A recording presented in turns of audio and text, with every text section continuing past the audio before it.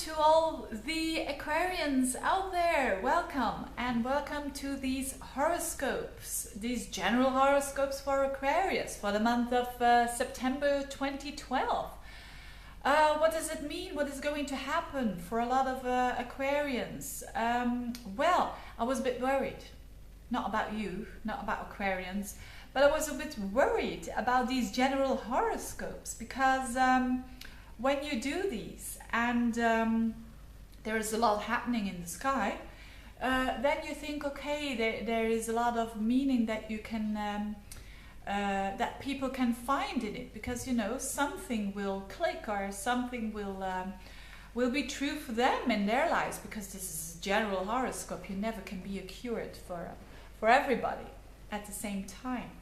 And as the horoscopes of July and August, it was all so much going on a general level with Uranus, Pluto, with Venus triggering it, or Mars triggering it.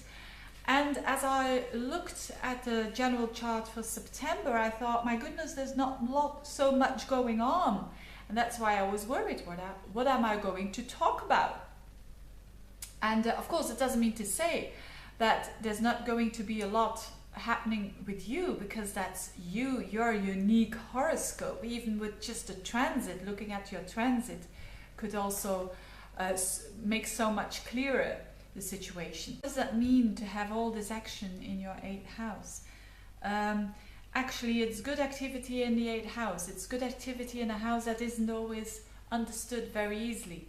It's the house of transformation, it's the house of the taboos, it's the house of our fears, it's the house of the things that we prefer to hide. And when Mercury and the spotlight of the sun is in there, we really want to try to understand these areas way better. We really want to try to master it with the sun in there and with Mercury in there. So with our light, and also with our the way that we think, because that's Mercury. So that is good, all this activity in the 8th house, and such a strong activity in the 8th house. And what about Mars? That's the planet that is for the whole month in Scorpio. And for you, that is actually your 10th house, so the house of social activity, or the house that how other people see you. So for many people, that's our career house, but not necessarily it has to be career. It can also be the way that you want other people to see you. Maybe you want to be seen as a spiritual person, or maybe you want to be seen as someone who looks after the kids, and so on and so on. So with Mars in there, it means, and in Scorpio, it really loves it in Scorpio. With Mars in there, it means that you really want to take action, and you have like a focus on these areas of your life. So for many Aquarians, especially people who have the beginning of Aquarius ascendant, they will have all these planets in these areas of life, and that will be interesting and important for them.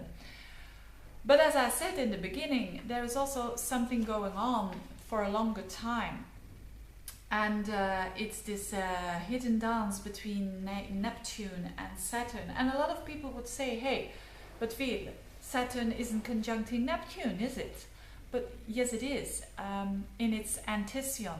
And I'm not going to explain what this is all about. I mean, the technique of finding planets in anticyon, because that's an old, very ancient technique in astrology. But it simply means that all the planets in Libra, like Saturn is in there now, all the planets in Libra have a connection with Pisces. It's always like that. Like Cancer has a connection with what is it, Gemini, and so on. But and you can find, actually, when Saturn is, let's say at the end of September, Saturn is around 28 degrees of Libra. It means its anticyon can be found by deriving the whole sign, which is 30 degrees. 30 minus 28 is 2. So the antician of Saturn of 28 degrees is 2 degrees of Pisces. The antician of Saturn on 29 degrees in Libra is 1 degree in Pisces. And that's happening at the moment, at the very last weeks of September. The last weeks of September, that's happening. And who's on that place around 1-2 degrees of Pisces? That's Neptune. That's why in not on the surface, not before in front of our eyes, but hidden on a hidden perspective, they are dancing together. They are merging with each other. Now these two energies of Saturn and Neptune, these are normally, if we see them separately, these are two opposing energies, because Saturn wants boundaries and Neptune doesn't want any boundary. So Saturn wants the truth, one truth. Neptune is saying, hey, there are many truths, there are many parallel paths on our road. And so it's challenging when you merge those two. Whenever there is transits going on between Neptune and Saturn, it always signifies that after that transit something enlightening happens. And that's going to be the case because next month in October those two planets aren't going to be in antician anymore. In fact, they are going to connect through a trine aspect. They're going to trine each other. So there is the gift, and there is hopefully the reward that we're all waiting for. Or some kind of course, it doesn't have to be this big, but in some kind of area. And for you, so for Aquarians, Saturn is at the moment in that 10th house. Not in the 10th house, it's in the 9th. Going to check, 7, 8, 9, yes.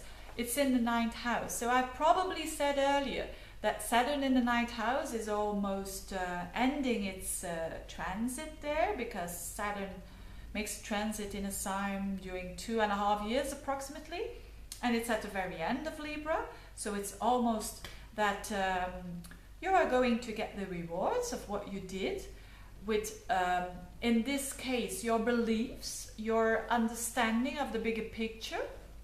So there may have been some shifts there and some challenges when it comes to really forming, because Saturn wants to make manifest things, wants to make a form.